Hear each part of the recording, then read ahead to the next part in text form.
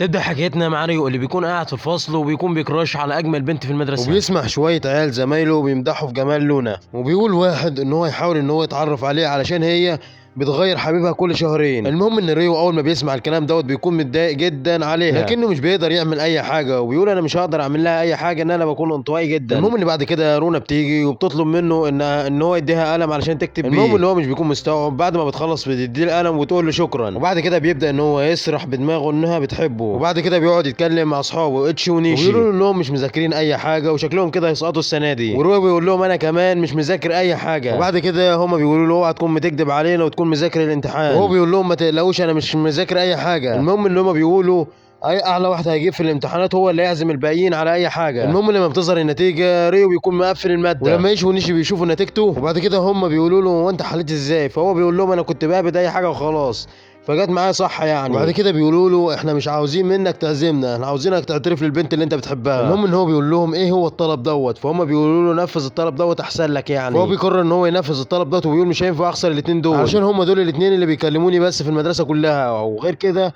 علشان ترفضني وارتاح من الكلام دوت. واتش ونيشي بيكونوا بيراقبوه لحد ما بتيجي لونا، وبعد كده لونا بتقول له انت كنت سايب لي رساله، هو انت كنت عاوز حاجه؟ المهم ان هو بعد شويه تردد كده بيقول لها ان انا بحبك يا فنانه، فهي بتقول له انت بتحب فيا ايه؟ بيقول لها عشان انت جميله وكل حاجه، فهو بيكون مستني انها ترفضه، وهو بيكون مستني انها ترفضه، لكن بيصدم انها بتقول له يلا نرتبط. المهم ان هو من الصدمه بيصوت، فهي بتقول له بتصوت ليه يالا، وبتقول له مش انت اللي احترفت لي، ومش بيكون مصدق انها بتتكلم بجد. وبعد كده بتقول له انجزني يا عم احنا هنرتبط ولا لا، وبعد كده بتقول له ما دام احنا ارتبطنا فتعالى وصلني للبيت يا حبيبي. المهم ان هو مش بيكون مستوعب ان دوت حلم ولا حقيقه، بس هو بيقول لو حلم مش عاوز اصحى منه ابدا. وبعد كده بنشوف اتش ونيشي بيكونوا مصدومين جدا من كتر الصدمه، بيكونوا اغمى عليهم عشان كانوا فاكرين رونا هترفض ريو. المهم ان هم ماشيين، فهو بيسالها هو انت ليه ارتبطتي بيا؟ وبيقول لها انا مش وسيم، وغير كده انت ما اتعاملتيش معايا قبل كده. وبيقول لها انت مش عارفاني، فهي بتقول له انا اتعرف عليك لحد معجب بيك، وبتصدمه وبتقول له انا معجبه بيك شويه كمان، وهو بيقول لها نعم، فهي بتقول له اه والله الارتباط هيخلينا نتعرف ببعض اكتر، وبتقول له الاعجاب دوت ممكن يتحول لحب في وقت قريب يعني. فهو بيقول رونا بترتبط بالرجاله كتير علشان توصل للحب الحقيقي. المهم ان بعد كده بيوصلها البيت، فهي بتقول له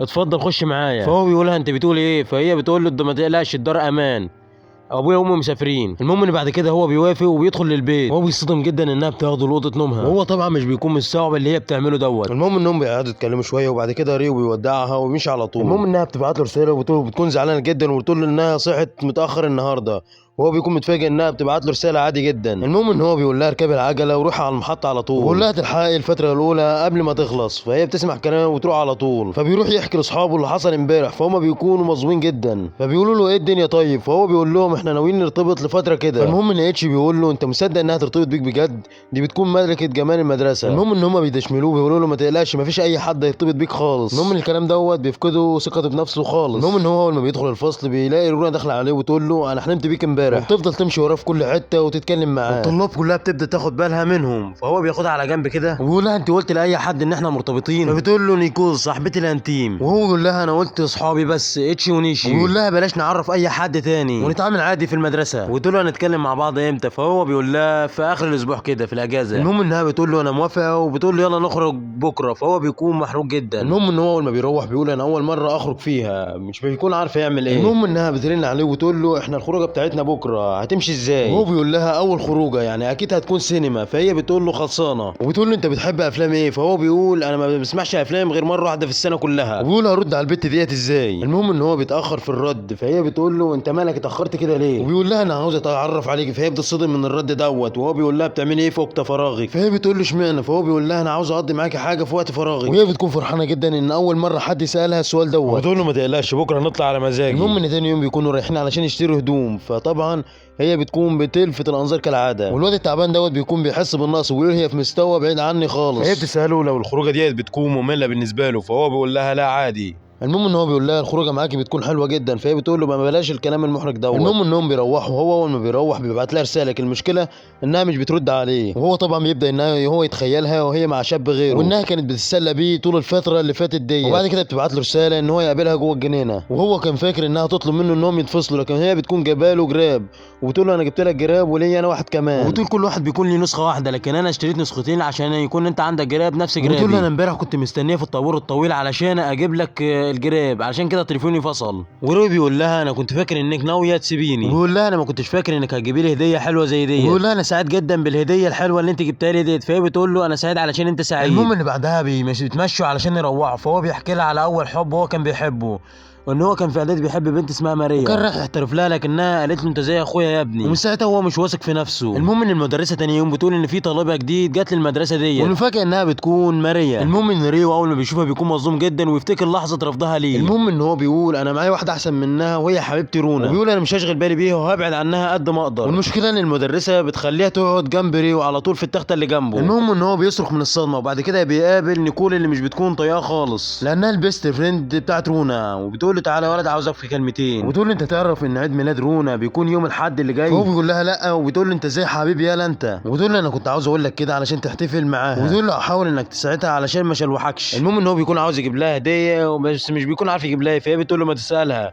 فهو بيقول لها ان هو عاوز يعملها مفاجاه. المهم ان هي بتقول له هات ورقه وقلم واكتب ورايا، فالمهم ان في حد بيصورهم. المهم ان تاني يوم رونا بتقابله وبتقول له انت بتخوني مع صاحبتي ولا ايه؟ فهو بيقول لها استهدي بالله احنا كنا بنتكلم عن عيد ميلادك، فهي بتقول له انا كنت متاكده انك مستحيل انك تخوني يا حبيبي. المهم ان بعد كده بيجي عيد ميلاد رونا وبيخرجوا خروجه رايقه بتوصيه من نيكول، وبيبدا ان هو يعزمها على مشروبها المفضل، وبيكون عامل خريطه على الاماكن كلها اللي هي بتكون بتحبها. المهم ان هو بياخدها على كل محلات العصير علشان تشوف ان هي بتحبه. المهم ان بعد كده بيخلصوا ويبداوا انهم يتمشوا شويه، وهو بعدها بيقول لها انا اسف، ويقول لها انا كنت عاوز اديك فلوس علشان تجيب الحاجه اللي انت بتحبيها لكن انا خلصت فلوسي كلها، وبتاخد منه الخريطه وبتقول له انا اعتبر ان هي ديت هديه عيد ميلادي، وتقول لي انت عملت فيها مجهود جامد جدا، وتقول اول مره حد يعمل لي الحاجه ديت، حتى لو نزلنا مره تانية نعرف مكان المطاعم اللي احنا هنروحها. هو طبعا بيكون فرحان جدا وبيقول لها تمام يا حبيبتي، وهي بتشكره على عيد الميلاد الجامد دوت. المهم ان تاني يوم بيبدا ان هو يسمع اشاعات عن رونا انها كلبت فلوس علشان بتخلي حبايبها يصرفوا عليها، فهو طبعا بيكون متضايق جدا وبيقول هو مين اللي بيطلع الاشاعات ديت. المهم ان هو بيقابل نيكول وهي بتقول له ان في شخص ورا الاشاعات ديت، وبتقول له لازم نعرف مين هو الشخص دوت.